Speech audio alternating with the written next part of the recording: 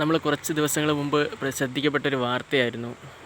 പ്രശസ്തയായിട്ടുള്ള Kalamandalam Satyabhama നർത്തകിയാണ്. RLV രാമകൃഷ്ണനെതിരെയായിട്ടുള്ള ഒരു ചെറിയൊരു വാക്ക് പ്രയോഗിച്ചു എന്നുള്ളത്. ചെറിയൊരു വാക്കൊന്നും അല്ല, അതിനൊരു വലിയൊരു മീനിങ് തന്നെയുണ്ട്.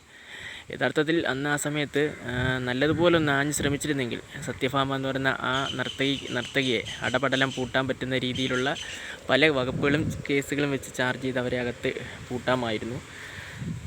ഞാൻ അതിൻ്റെ കുറച്ച് ഇൻ്റർവ്യൂകളൊക്കെ കണ്ടായിരുന്നു. പക്ഷേ അതിനകത്ത് ചോദ്യം ചോദിക്കുന്ന പല ആൾക്കാരും, ചാനലുകാരും ആരും ചോദിക്കേണ്ട ചോദ്യം കുറുക്കിക്കൊള്ളുന്ന രീതിയിലല്ല ചോദിച്ചിരിക്കുന്നത്. അതുകൊണ്ട് തന്നെ അവർ പല ഉത്തരങ്ങളും പറഞ്ഞ് എസ്കേപ്പ് ആവാനും പറ്റി.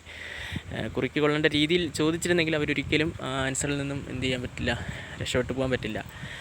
എനിവേ എന്തായാലും കേസാവും, കോടതിയിലൊക്കെ പോകും, അതൊക്കെ അതിൻ്റെ മുറ പോലെ നടക്കും. എന്തായാലും കോടതിയിൽ കേസെത്തും.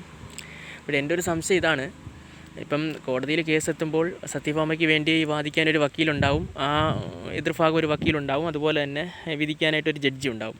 പക്ഷേ ഇവരൊക്കെ കോടതിക്കകത്ത് കറുത്ത ഗൗണും കോട്ടുമാണ് ഉപയോഗിക്കുന്നത്. സത്യഭാമ ഇനി പറയുമോ എന്തോ, എനിക്ക് വേണ്ടി വാദിക്കുന്ന വക്കീൽ വെള്ള കോട്ടിട്ട് വാദിക്കണമെന്നും എൻ്റെ വിധി എഴുതുന്ന വക്കീൽ, എൻ്റെ വിധി എഴുതുന്ന ജഡ്ജി അല്ലെങ്കിൽ മജിസ്ട്രേറ്റ് വെള്ള കോട്ടിട്ടേ എഴുതാവൂ ആ വിധിയെന്നും പറയുമോ എന്തോ. നമുക്കൊന്ന് നോക്കാം.